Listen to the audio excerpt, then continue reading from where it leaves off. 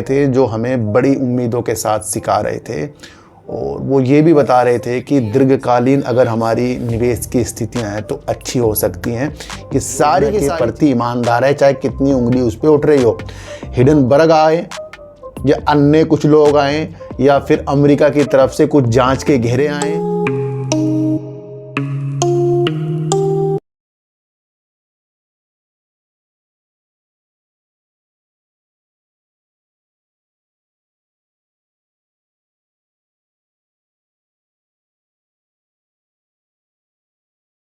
नमस्कार, मैं स्वागत करता हूं आपका अपने ही चैनल पर जिसका नाम है सार्थक बाजार से। आज बात करेंगे अडानी ग्रीन एनर्जी की। सर देखो सर, अडानी ग्रीन एनर्जी आपको पता ही है वो विवादों में किस तरीके से रहा है, क्योंकि भारतीय अधिकारियों को जो परियोजना है ना अक्षय ऊर्जा की, उसमें रिश्वतखोरी का मामला इस ग्रुप के ऊपर आया और इससे अडानी ग्रीन एनर्जी घेरों में आया।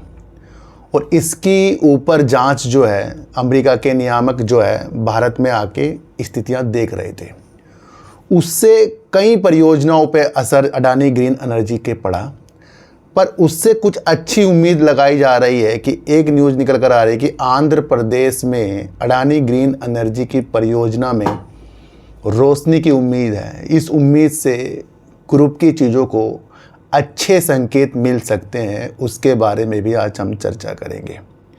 इन चर्चा करने से पहले आपको बता दूं कि वोडाफोन आइडिया के बकाया चुकाने की उम्मीद से इंडस टावर कह रहा है कि वो 6000 करोड़ रुपए से ज़्यादा का डिविडेंड देने की चीज़ों के साथ आगे आ सकता है, क्योंकि वोडाफोन आइडिया अपने शेष बकाया जो 500 करोड़ रुपए है वो इंडस टावर को देने की उम्मीदें जताई जा रही हैं और इससे ही वो इंडस टावर अपनी स्थितियों को डिविडेंड के माध्यम से देख रहा है। तो ये भी आपको समझकर चलना पड़ेगा। बीते दिनों जब बाज़ार 5 महीने से गिर रहा था, कुछ लोग कह रहे थे कि निफ्टी आ जाएगी, बैंक निफ्टी आ जाएगी और 17,000 तक पहुंच जाएगी। आज 24,000 से ऊपर है, 55,000 से बैंक निफ्टी ऊपर है।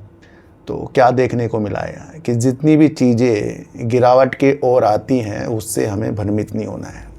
ये सीखने का एक मौका है, जहाँ पर कुछ लोग 2008 जैसी गिरावट के अंधे से, अच्छा वहीं पर कुछ लोग आए थे जो हमें बड़ी उम्मीदों के साथ सिखा रहे थे और वो ये भी बता रहे थे कि दीर्घकालीन अगर हमारी निवेश की स्थितियाँ हैं तो अच्छी हो सकती हैं। ये सारी की सारी चीज़ें मैंने आपको समझाई थी।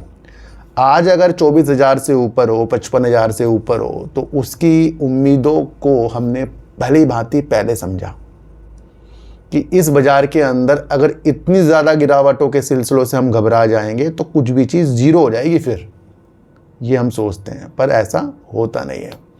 तो ये भी आपको समझकर चलना पड़ेगा।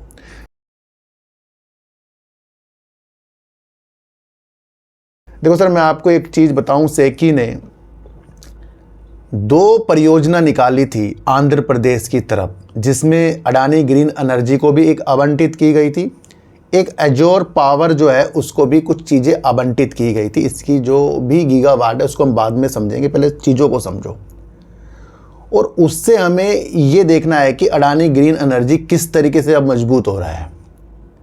जब कुछ चीज़ें एजोर पावर को भी आवंटित की गई थी कि भैया तुम्हें इतनी गीगावाट की चीज़ें दी जा रही हैं इस परियोजना को पूरा करने के लिए, लेकिन एजोर पावर ने बाद में इस बिजली चीज़ों के द्वारा, बिजली खरीद समझौतों के द्वारा इसे मना कर दिया था।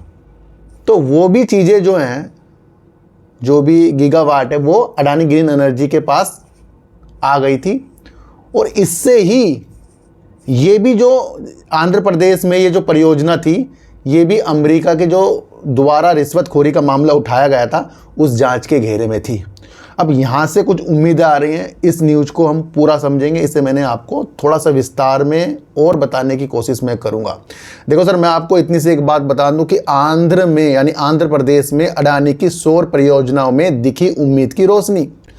आंध्र प्रदेश में लगाई जाने वाली अडानी ग्रीन एनर्जी की विवादास्पद 7 गीगावाट की विनिर्माण से जुड़ी सौर ऊर्जा परियोजनाओं को खैर उम्मीद की किरण दिखाई दी है। कितनी गीगावाट की है? 7 गीगावाट की जो ये परियोजना है, ये जो अडानी ग्रीन की तरफ से उठाई जा रही है। यहाँ से आपको एक चीज़ समझनी चाहिए कि कितनी भी मुसीबतों के साथ अडानी ग्रुप घिरा हो, पर वो अपनी परियोजना के प्रति ईमानदार है, चाहे कितनी उंगली उस पर उठ रही हो।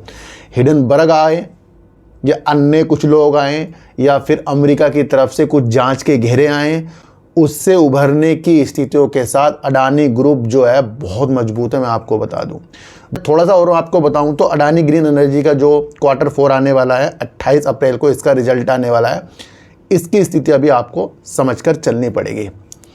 तीसरा, इसी परियोजना के बारे में और विस्तार से अगर हम समझें तो क्या था ये मामला, इसको भी हमें समझना बहुत ज़रूरी हो जाता है। अजोर पावर से अडानी ग्रीन को 2.3 गीगावाट अतिरिक्त क्षमता के हस्तांतरण की वजह से ये परियोजना संकट का सामना कर रही थी। यानी कि अजोर पावर ने जो उसको परियोजना मिली थी उसने उसको हस्तांतरित यानी कि ट्रांसफ़र कर दिया था अडानी ग्रीन एनर्जी की तरफ।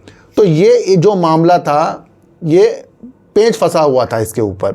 अब इसके ऊपर थोड़ा सा आगे अगर हम समझें तो ये परियोजना रिश्वतखोरी के आरोप पर अमेरिकी एजेंसियों द्वारा की जा रही जांच का भी एक ये घेरा था, यानी इस पे भी जांच हो रही थी।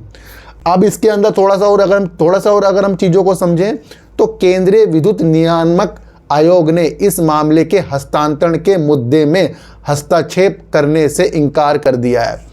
यानी कि अगर जो अमेरिका द्वारा इस रिश्वतखोरी मामले के इस योजना को देखा जा रहा था तो यहाँ के विनियामक ने इसको मना कर दिया है कि भैया इसमें हम कोई भी मुद्दे पर बात नहीं करेंगे। तो ये एक पॉजिटिव संकेत आ गए हैं किसके लिए, अडानी ग्रुप यानी अडानी ग्रीन एनर्जी के लिए। तीसरा, अगर मैं आपको बताऊं तो यहाँ पर हमें समझना है कि आयोग ने कहा कि ये विद्युत अधिनियम 2003 के शुल्क विनियम के दायरे में आता है। नियामक ने कहा कि परिसंपत्तियों के हस्तांतरण का अधिकार परियोजना आवंटित करने वाली एजेंसी के पास है। नियामक ने कहा कि जो भी ट्रांसफ़र करने वाली चीज़ें हैं जो परियोजना को आवंटित करती हैं, ये सारे के सारे जो भी रूल हैं उनके ऊपर हैं, वो जो करें वो कर सकते हैं, हम इसके अंदर कोई भी हस्तक्षेप नहीं कर सकते। तो ये एक पॉजिटिव संकेत हो गया। तीसरा, अगर मैं आपको बताऊं तो भारतीय सौर ऊर्जा निगम यानी कि सेकी ने ये परियोजना आवंटित की थी। तो ये भी बड़ी चीज़ आपको समझकर चलनी पड़ेगी। वैसे मूल रूप से 2.3 गीगावाट बिजली खरीद का करार एजोर पावर के साथ किया गया था, मगर कंपनी ने परियोजना छोड़ दी। बाद में सेकी ने यह समझौता अडानी ग्रीन एनर्जी को हस्तांतरित कर दिया था। इसे आगे 7 गीगावाट की परियोजना की आवश्यकता नहीं होगी। यानी कि अब इस नियम के अनुसार और भी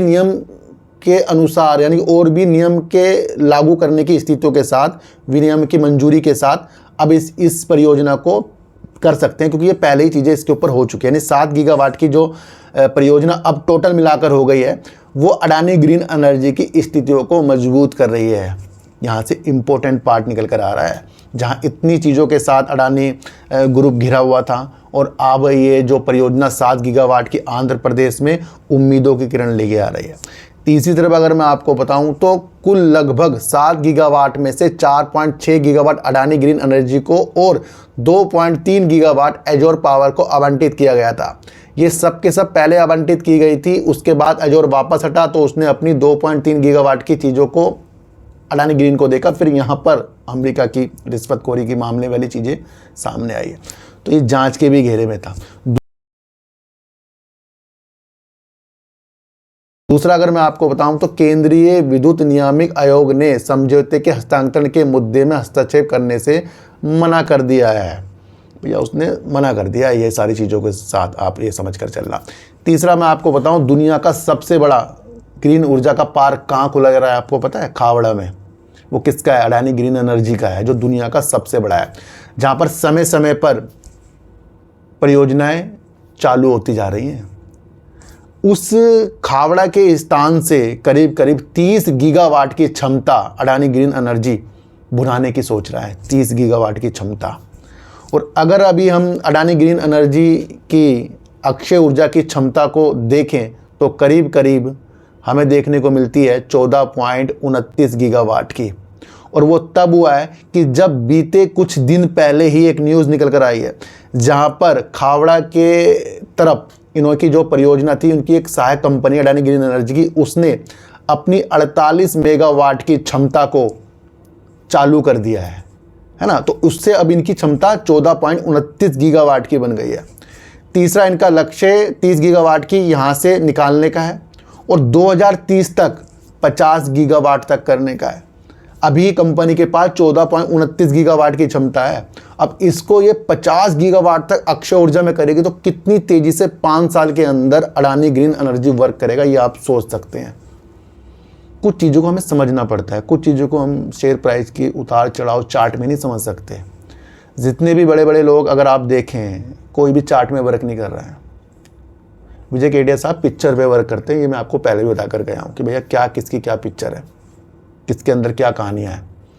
पर आप और हम किसी के कहने पे कैंडल चार्ट में उलझ कर अपनी पोजीशन बनाकर फिर गिरावट में उससे हटकर बाहर निकल जाते हैं। तो चीज़ों को जितनी जल्दी हम समझ जाएंगे उतना हमारे लिए बेहतर होगा। दूसरी तरफ अगर मैं आपको बताऊं तो कंपनी का मार्केट कैप लगभग, क्योंकि अभी मार्केट चल रही है, तो लगभग 1,51,400 करोड़ रुपए करीब का है। हाई अगर हम कंपनी का देखें तो 2,174 रुपये करीब का है, 758 रुपये करीब का कंपनी का लो है। दिसंबर 2023 में कंपनी ने 2,311 करोड़ की सेल कर दी थी, 256 करोड़ का कंपनी ने प्रॉफिट कर दिया था। दिसंबर 2024 में कंपनी ने 2,365 करोड़ की सेल, 474 करोड़ का प्रॉफिट करा। 28 अप्रैल को कंपनी का Q4 आ रहा है। रिजर्व अगर हम कंपनी में देखें 8,992 करोड़ का है। उधार कंपनी में काफ़ी ज़्यादा 67,430 करोड़ रुपए करीब का है। प्रमोटर अगर हम देखें तो जू के दो बने हैं, डाटा है 60.93% का। एफआईज कंपनी के अंदर 12.45% है, थोड़े कम हुए हैं। डीआईज 2.40% है, जो थोड़े से बड़े हैं। पब्लिक भी 24.22% की है। तो ये आज हमने अडानी ग्रीन एनर्जी की क्षमता और आंध्र प्रदेश से रोशनी और कितनी उसकी चीज़ें आगे बढ़ने की है, कितनी मुसीबतों से अडानी ग्रुप निकलता है फिर भी अपनी परियोजना को अच्छा करके आगे। कोई सी भी कंपनी अडानी ग्रुप की देखें, मैं आपको फिर एक बार दोबारा रिपीट कर दूं, किसी भी कंपनी का जो भी कार्य है ऐसा नहीं है कि वो छोटा मोटा कार्य हो, बड़ा ही कार्य है। तो उस स्थिति को भी आपको समझ कर चलना पड़ेगा। आज की वीडियो आपको कैसी लगी एक बार मुझे ज़रूर बताना। कल की वीडियो में काफ़ी प्यार आ रहा है। जिन्होंने मोर पेन लैब की वीडियो नहीं देखी कृपया वो कल देख सकते हैं। तो सच्ची वीडियो देखिए, अच्छी वीडियो देखिए, समझ कर देखिए। किसी की भी बातों में आपको आना ही नहीं, चाहे मैं ही क्यों ना हूँ। तो अपनी एनालाइज को काफ़ी तेज कर लो कि कोई भी आपको हाथ पकड़ कर शेयरों को खरीदवा बिकवा बिल्कुल भी ना सके।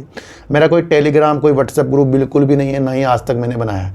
तो सर चींटी को आटा दीजिए, गाय को रोटी दीजिए और अपने बच्चों को ज़्यादा से ज़्यादा प्यार कीजिए, क्योंकि बच्चे ही आपकी मासूमियत से किस्मत पलटेंगे।